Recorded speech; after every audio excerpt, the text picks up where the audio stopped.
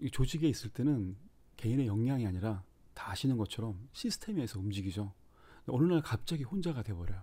그게 이제 퇴직과 은퇴거든요. 혼자가 되면은 이제 자신이 한 번도 혼자서 일을 해본 적이 없기 때문에 뭐 보고라든지 아니면 회의라든지 이걸 혼자 해본 적이 없기 때문에 되게 낯설어요. 존재가 낯서는 거죠. 조직 안에 있다가 조직 바깥에 있는 순간 굉장히 보호받지 못하는, 마치 가재가 껍질이 없는 그러니까 맨살로 보여주는 그런 느낌일 것 같아요. 안녕하세요. 유니타스 라이프의 권민입니다. 2005년도에 스티브 잡스가 스탠퍼드 대학교에서 대학교 졸업식 때 설교했던 그 내용이 기억이 납니다. 커넥트 닷.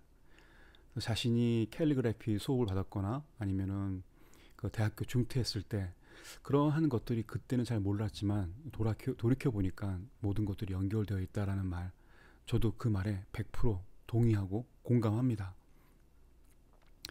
저도 돌이켜 보면은 30년 전에 그때 책 읽었던 브랜드 기획이라는 책이 제 인생의 모든 것과 연결되어 있었고, 또 그때 배웠던 거, 그때 만났던 것들이 여전히 지금도 연결되어 있더라고요.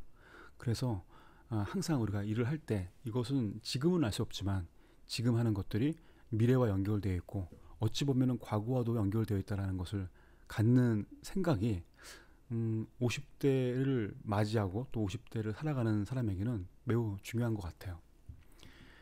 50대가 되면서 저도 한번 제가 일어났던 이제 회고록을 쓰지 않습니까? 저희 프로그램 중에 하나인데 여러 가지 일들이 있어요. 여러 가지 일들을 갖다가 한번 점을 찍어보고 또 선을 연결해 보면은 다 이렇게 표현하지 못하지만은 연결되어 있고, 그것들로 인해서 지금까지 그리고 또 지금 내가 하고 있는 모든 것과 함께 연결되어 있다는 것을 경험할 수 있습니다.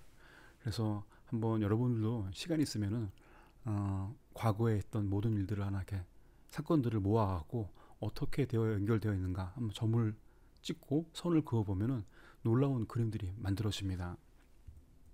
그렇다고 누구나 스티브 잡스 같은 선긋기 믿음과 경험이 있는 건 아닙니다. 퇴직하고 은퇴하는 50대는 이렇게 자신이 스스로 점을 만들어서 미래로 연결한 경험을 해본 적이 별로 없어요.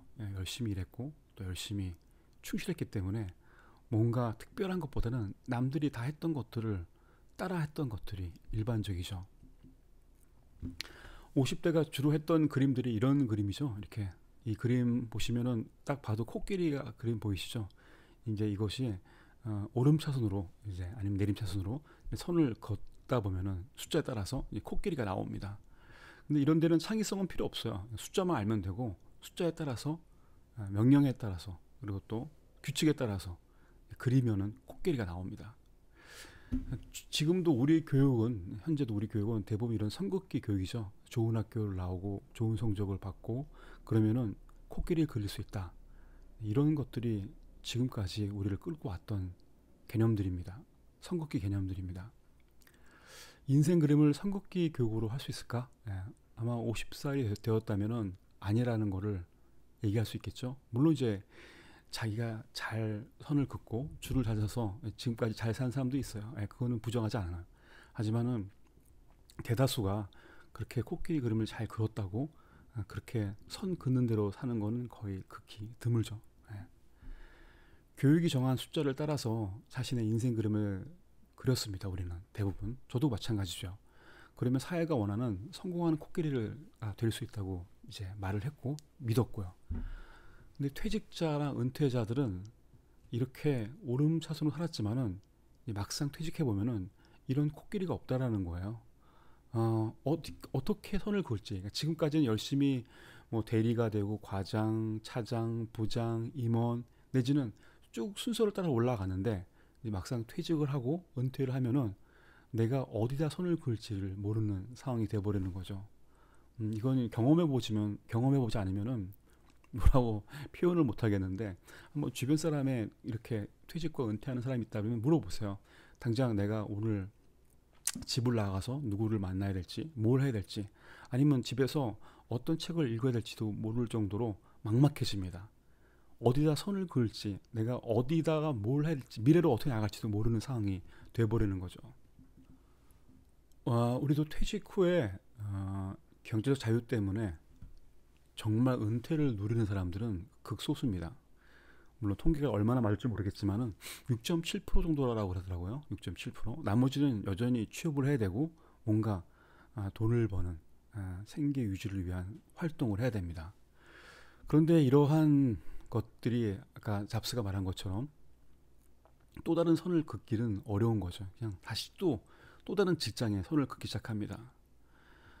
그러니까 퇴직과 은퇴를 했는데 또 다른 이제 코끼리를 그리는 거예요. 다시 많은 사람들이 하는 것처럼 자격증을 따고 또 취업 면접을 보고 또 비슷한 가게 또 비슷한 업종에 들어가서 프랜차이즈를 하고 그러면서 남들과 비슷한 코끼리를 그리는 거죠. 퇴직 그리고 은퇴의 솔루션으로 대안처럼 말하는 게 노후 자금이거든요.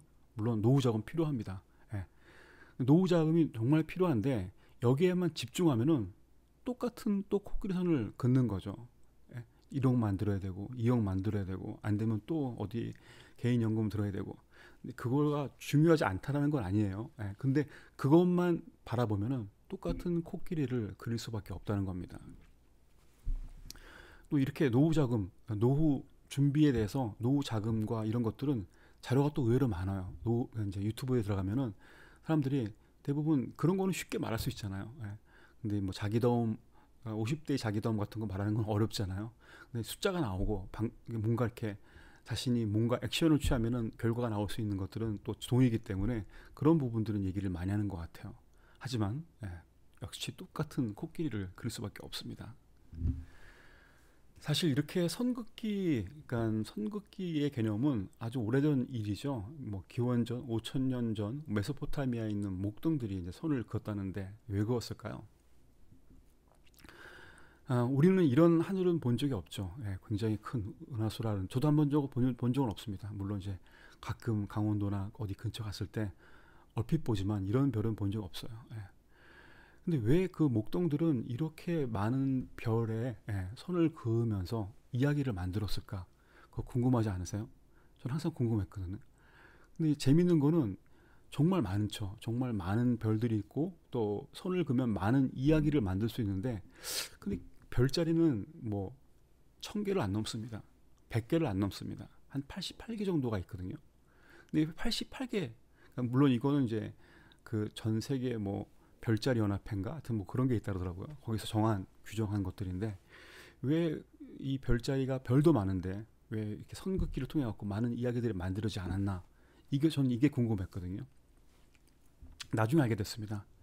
그 별자리는 북극성을 찾기 위한 별자리였어요. 그러니까 북극성을 중심으로 별자리가 있다는 거죠.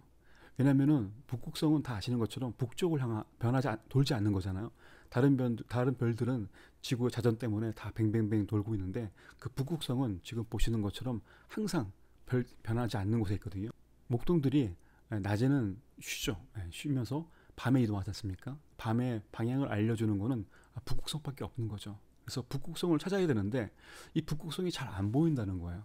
그래서 북극성을 잘 안 보이기 때문에 어디에 있다는 걸 알기 위해서는 그 주변에 있는 좀 빛이 많이 나는 별자리를 갖다가 찾아야 되고 그거 갖다가 이제 보면 잘 모르잖아요. 이동을 하니까 결국 그걸 이동하는 거를 이렇게 그림을 그려서 알아야 되기 때문에 북두 칠성과 카시오페아 자리를 만들어 갖고 위치를 갖다가 파악을 하는 거죠. 여기서 꼬리에서 아니면 여기서 몇 칸이면은 저쯤에 북극성이 있다라는 걸 아는 거죠.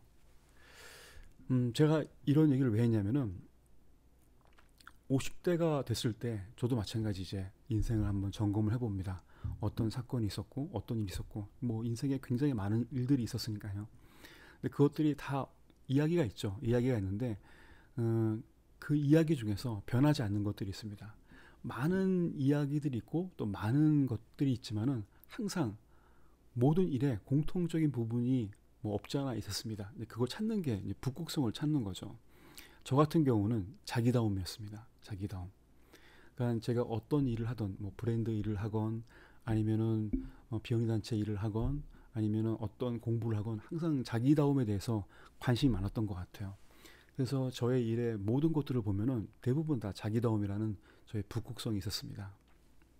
보통 50대까지 우리는 대부분 사람들이 물론 개인 자영업자도 있고 또 프리랜서도 있지만은 뭐 대부분 조직에서 일을 하죠. 조직에서 일을 하고 50대 정도 되면은 조직에서 어느 정도 위치까지 올라가는 위치가 있죠. 그런 분들은 대부분 혼자 일하는 사람이 별로 없습니다. 이 조직에 있을 때는 개인의 역량이 아니라 다 아시는 것처럼 시스템에서 움직이죠. 어느 날 갑자기 혼자가 돼버려요. 그게 이제 퇴직과 은퇴거든요. 혼자가 되면은 이제 자신이 한 번도 혼자서 일을 해본 적이 없기 때문에 뭐 보고라든지 아니면 회의라든지 이걸 혼자 해본 적이 없기 때문에 되게 낯설어요. 존재가 낯서는 거죠.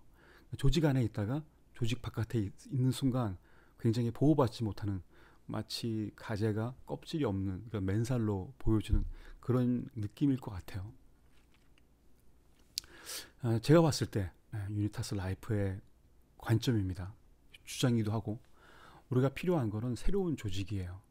그러나 예전처럼 어떤 돈을 벌기 위해서 그런 조직이 아니라 아까 제가 보여드렸던 북극성, 저의 가치죠. 저의 목적이죠. 또 저의 기준이고 이런 사람들이 이러한 똑같은 동일한 목적을 가진 사람들이 함께 모이는 조직이 필요합니다. 이러한 가치와 이런 방향성을 가진 사람들이 함께 모여서 뭔가 하는 게 중요하죠. 그렇다고 당장 뭐 사업을 하자 뭐 그런 얘기는 아니에요. 그러니까 나와 같은 목적을 가진 사람, 가치관 가진 사람들이 모여서 이야기를 하고 자신의 커리어를 나누기도 하고 또 함께 모여서 자원봉사를 하기도 하고 또 함께 모여서 뭔가 새로운 것들을 창조할 수 있고 그러니까 예전의 조직은 제가 선택할 수 없는 조직이었어요. 그러니까 어떤 기준에 의해서 면접을 보고 들어왔다면은 이번에 50대 이후에 만드는 조직은 자신이 선택하는 조직이 되는 거죠. 자신의 목적과 기준과 가치와 똑같은 사람들이 모여서 그거를 보는 거예요.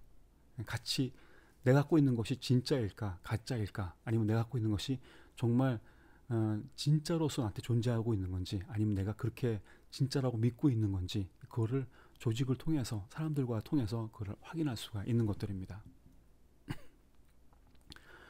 그래서 유니타스 라이프에서는 가장 핵심이 중장년 목적 연합이 저희들의 컨셉이에요. 네, 유니타스 라이프의 캠페인은 중장년 목적 연합입니다.